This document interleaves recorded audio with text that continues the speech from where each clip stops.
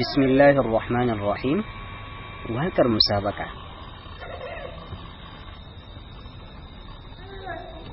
يا إله بن hikimar magana duk batu da kai ni ka farawa, ƙarayo dubu na salatinka gun nabiyuna mai haskawa, ga sahabuhu a fagen daga babatun gudu ko juyawa, samutan gidansa maza mata har da masu bin su ga koyarwa.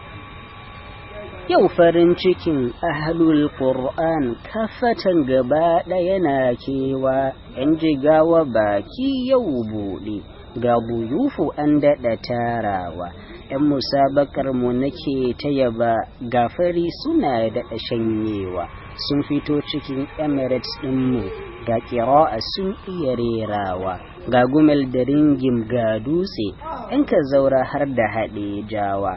In ka zo tilawa babu sake ko a Makka sun zam nunawa, ko musabaka a Dubai da Kuwait ‘yan jigawa na zan takawa, ga ladab a dukka fi'alinsu ba su kan bata ko taɓewa, ga cikar sifarsu ta jin kunya, ga cikar sifarsu ta jin kunya sun wuce amarsu a kamewa, ba su jin kiɗa ko nanaye nan wajen kira su da kurmaye, ga fina-finai ba sa kalla kwallama suna daɗa ƙyalewa. ‘Yan musabakar mu fa ba dama ko a kairu sai dai nunawa, ga sunan a tafsir ga hadda ba su hassada ko kushewa, in ka zo batu na ƙira'o'i ko tunus suna iya koyarwa, ko musabaka suka je ta ƙasa galibin suna zamlashewa, ga sunan da lambobi a ƙasa mai yawa da ban iya kirgewa. Duk saboda horo sun samu guna malamanmu da baƙiwa, sun ka ba su dukkan tarbiyya har na baya ka iya rayawa. In ka zo batun tadrib gunsu ko a Barna sun wuce latsawa, har Kaduna ko a Kanan Dabo malamanmu sun wuce kushewa.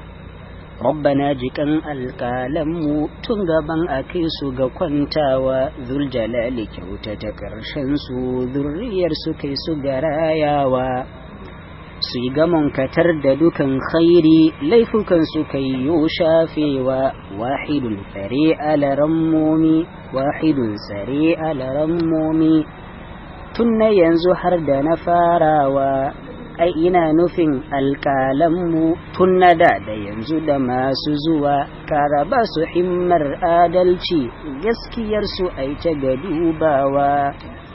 Ga mutan kwarai ‘yan IEB masu tsare-tsare da shiryawa, ya ilahu amsa bukatunsu ba su garkuwarka da dacewa. Ga coordinator ga ES su biyun akwai su da dagewa, da bazar su kowa ke ta rawa a ta juye-juye da rausawa, ba ina nufin farawar fim ba, kulluna a nan duka Hausawa. Rabbana jikan mutumin kirki nan wajen tsugut mai kamewa, ga qana'a ga hasken zuci, ga ulumu tare da wayewa, bani mance korau mai azama ya biyo tsugut har dorawa. In ka gan shi mai sauƙin kai ne, jarumin maza a gida da dawa, ga press da health duka bakewa, duk yinin da su aka karewa, ‘yan abinci na zo gaisarwa, gummiya muna daɗa shanawa, ga biredi ga naman kaji, yau wajen ana daɗa morewa. Ga securitinmu da ‘yan hizba har da agaji ban mancewa, sai sarakunanmu na adalci su uwa uba ne gunkowa, Rabbana rike hannayensu ba su gaskiya a ladabtarwa. Gwamnatinmu babba mai aishi ƙara taimakonta a samarwa ayyukan ƙwarai birni ƙauye kuskurenta rabbi ka shafewa. Gwamnatinmu babba mai aiki ƙara taimakonta a samarwa ayyukan ƙwarai birni ƙauye kuskurenta rabbi ka shafewa. Har ka sa ta share hawayenmu koke-koke gunka muke kaiwa.